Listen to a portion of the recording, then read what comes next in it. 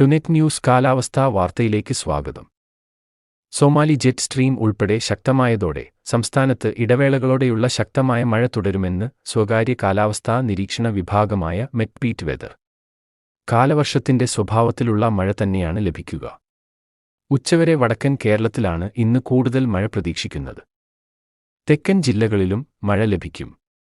Jet സ്ട്രീമിനു പുറമെ ചക്രവാതച്ചുഴിയും ന്യൂനമർദ്ദപാത്തിയും മഴ ശക്തിപ്പെടുത്താൻ കാരണമായുണ്ട്. കടലിലെ മേഘരൂപീകരണ തോത് കൂടുന്നതും കുറയുന്നതുമനുസരിച്ച് മഴയുടെ അളവിലും വ്യത്യാസം ഉണ്ടാകും. ഇന്ന് രാവിലെ കേരള തീരത്ത് മഴമേഘങ്ങൾ സജീവമാണ്. വടക്കൻ കേരളത്തിൽ പുലർച്ചെ മുതൽ മഴ ശക്തമായി ലഭിക്കുന്നുണ്ട്. ചില തെക്കൻ ജില്ലകളിലും മഴ ശക്തമായി ലഭിക്കുന്നുണ്ട്. സംസ്ഥാനത്ത് ഇന്നലെ വിവിധയിടങ്ങളിൽ ശക്തമായ കാറ്റും മഴയും ഉണ്ടായി. ശക്തമായ കാറ്റിനെ തുടർന്ന് വിവിധയിടങ്ങളിൽ മരങ്ങളും വൈദ്യുതി പോസ്റ്റുകളും വീണ് നാശനഷ്ടങ്ങൾ സംഭവിച്ചു. ഇടുക്കിയിൽ നിർത്തിയിട്ട കാറിന് മുകളിൽ മരം വീണ് ഒരാൾ മരിച്ചു. ഇന്നും മഴക്കൊപ്പം മണിക്കൂറിൽ 50 വരെ കിലോമീറ്റർ വേഗത്തിലുള്ള ചുഴറ്റിവീശാവുന്ന കാറ്റ് തീരദേശത്തും മലയോര മേഖലയിലും ഉണ്ടാകുമെന്ന് മെറ്റ്പീറ്റ് വെതർ അറിയിച്ചു. അതിനാൽ കാറ്റുള്ളപ്പോൾ ജാഗ്രത വേണം.